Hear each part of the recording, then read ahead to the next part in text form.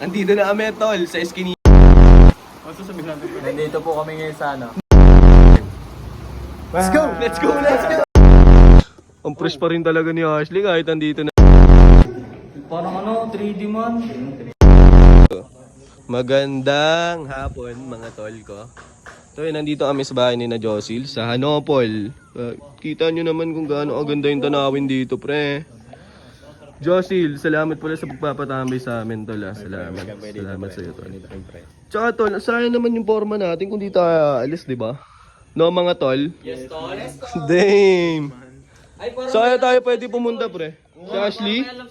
Paano may alam si Ashley? Come here. Damn! Tingin nga niyan. Nandito na din naman tayo. Punta na tayo dito sa Eskinita Art Farm. Tol. Ayan. Tingnan natin dito ang mga Ayos ba dyan, tol? Ayos dyan, tol. Maganda arts dito. Tignan mo naman, oh. Patingin nga, pre. Oo nga, maganda nga, no. Dito na tayo pumunta, tol. Pwede, tol. Tara, let's go. Let's go, let's go. Let's go. Tap mo na yung camera, tol. Tap mo na yung camera. Let's go. Bugs. Ang fresh pa rin talaga ni Ashley kahit andito na tayo sa Eskinita. Dang! Let's go. Tara, pasok na tayo. Si Ribas, oh, grabe na talaga. Grabe ang swag ya. Lakad patatag. Ayan si Paul, Carl Caesar, Prince, si Edward, si JB at saka si Jocel. So yun. Oo nga, tol, maganda nga dito, no? Sabi ko sa'yo, tol. Maganda dito, tol. Sabi ko sa'yo. Ayos din talaga, pre. Wala, nagpapasikat. Tol, tingnan mo to, tol. Let's see. Ano yan, tol? Alam mo meaning nito, tol. Ano meaning niyan, tol? Palayan yan. Day, ang cute talaga ni Ashley dun, ha? Okay din siya. May second floor din pala to, toilet at third floor. Nandun siya sa taas. So yun, sisimulan na namin yung presentation about documentary dito sa painting na to. Salamat.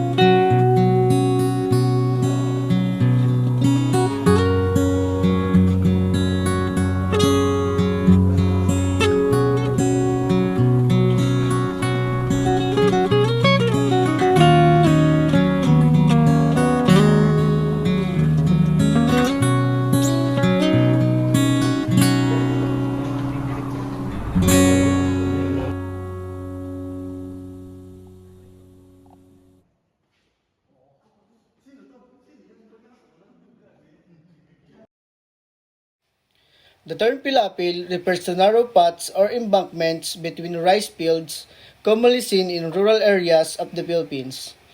These serve not only as pathways but also as boundaries and protective bridges. In Polaris work, there are four symbols that symbolize pilapil. 1. Life journey. 2. Rural identity. 3. Division and unity. 4. Resilience. The medium use of this art are acrylic or oil on canvas, common in modern Filipino arts. Mixed media, using texture material to evoke the tactile quality of rice paddies or soil. Natural materials, sometimes such as soil, straw, or rice husk to bring authenticity and direct connection to the land. The elements used in pilapil. Number 1, line. Strong directional lines represent the paths or boundaries of pilapil. Number 2, texture. Impasto techniques or actual materials simulate the feels of the earth and nature. Number 3, color. Earthy tones, browns, greens, yellows that reflect the rural landscape. Number 4, space. Foregrounds and backgrounds show depth, emphasizing the long journey of life or the vastness of field. Number 5, form. may include semi-abstract forms of people or fields to evoke the emotion or over-realism. Number 6, balance and symmetry. Echoing the idea of maintaining balance while walking narrow path.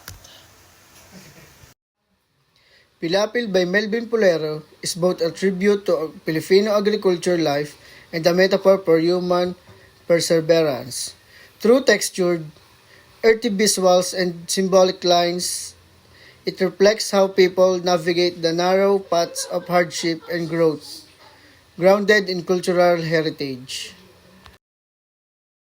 Three figures, one kneeling with a glowing halo, symbolizing sainthood or suffering, another covering their eyes, implying blindness or denial, and a shadowy figure in the background. Surrounding imagery like blood and nails references Christian crucifixion, suggesting sacrifice and pain. The overall scene reflects a plea for mercy possible, critique religion or authorities' role in human suffering. This medium, likely oil on canvas, given its texture, realism, and dramatic lighting. Art element and principles. Color. Dark mute. Tones set a somber tone. The bright hollow contrast sharply. Value and contrast. Strong charcoal heightens emotionally intensity. Texture. Smooth blending adds weight and depth. Composition. Triangular structure guides and the viewer eye spiritual upward. Symbolism. Religious and emotionally symbols emphasize depths of martyrdom's faith and hidden truth. Ang title na Walang Hanggang Paalam translate to Endless Goodbye, and it likely symbolized deep emotions connected to loss, longing, and the cycle of life and death. Marvin Kizon often uses themes like death, rebirth, and memory in his artworks.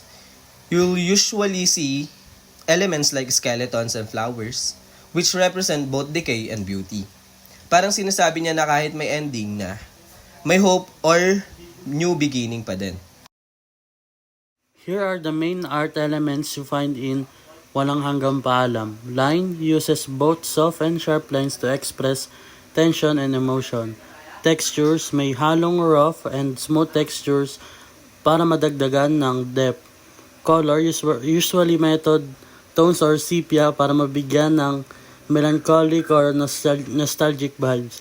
Form, realistic forms like human figures, skeletons, or floral shape to represent life and death. Space, often uses negative space or separation of subjects to show isolation or emotional distance. The mediums used in Walang Hanggang Paalam are oil and canvas para sa rich emotional colors and detailing. The second is graphite on paper for sketches and studies, sometimes finished pieces too. The third one is mixed media. He might add other textures or materials to give his work layers and symbolic meaning. The interpretation in Walang Hanggang Paalam is more than just about saying goodbye. It's about the pain of parting, the beauty of remembering, and the silent hope for peace. Yung mga skeletons symbolize death or things lost, while flowers represent love, memory, and rebirth. Kizon's soft colors are delicate lines, make you feel the quiet sorrow behind the imagery. But there's also calmness, like acceptance. Nasaan na kaya yung mga kasama ko? Parang wala na sila dito. Parang bumaba nga tayo.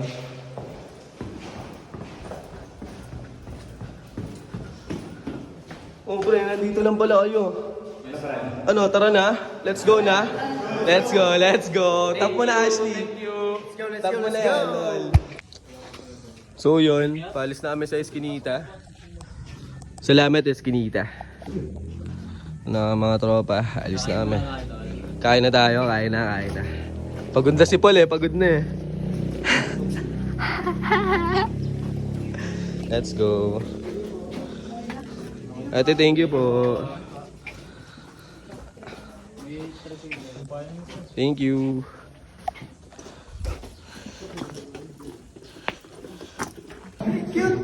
Parang ano, 3D man.